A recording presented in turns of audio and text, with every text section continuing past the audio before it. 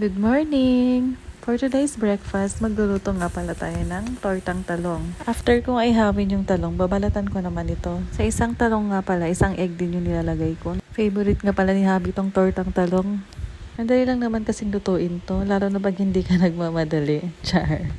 At ito na nga, tapos ng aking tortang talong. At syempre, mas masarap ang agahan kapag may fried rice. After nga namin kumain, pumunta kami sa garden. Pinutol na nga ni Habi itong mga malunggay. Tingnan nyo naman, ang taas na kasi. At umabot na rin sa may wire. Kaya naman, kailangan na talagang putulin. Sabi ko nga sa kanya, sayang naman. Kailangan ko yung mga dahon niyan. Paano pag nagtinola tayo? Favorite ko pa namang ilagay yung dahon ng malunggay kapag nagtitinola kami. Pero sabi ni Habi, mabilis na naman daw tumubo yung mga sanga nito. Lalo na tag-ulan ngayon.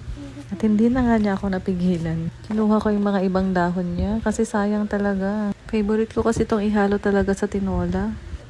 Minsan naman nilalaga ko lang to at nilalagyan ng kamatis tsaka bagoong. Nilagay ko nga lang pala sa airtight container yung mga malunggay na nakuha ko. Then nilagay ko lang sa ref. Matagal nga masira yung malunggay lalo na kapag nakalagay sa airtight container. Puno nga ng malunggay yung 2 container na yan. Matagal kasi masira kapag ganito yung gamit mo.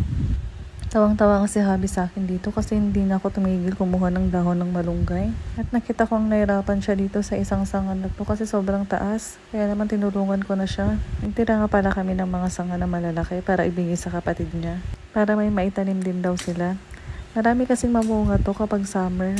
Kapag namunga naman tong malunggay na to, sobrang dami. Kaya naman yung iba, pinapamigay din namin sa mga kakilala namin. Paborito nga namin ihalo ang bunga nito sa pinakbet. Kaming mga Ilocano kasi, favorite namin yung bunga nito. Pag bibilhin mo nga yung bunga ng malunggay sa palengke, sobrang mahal. Kaya naman nagtanim na lang kami dito. Dito na nga lang tinapon ni Habi yung mga sanga ng malunggay sa likod namin. After nga maitapon ni Habi yung mga sanga ng malunggay, ako naman yung magwawalis. Para na rin kami nag-exercise sa mga ginawa namin ngayong araw na to. Mga ilang buwan lang, mataas na naman yung puno ng malunggay na to for sure. Abangan nyo naman ang next namin soon na vlog. Ang pag-harvest ng bunga ng malunggay. Kala mo naman, ang bilis no? At yun lang naman. Thank you ulit sa panonood. Bye!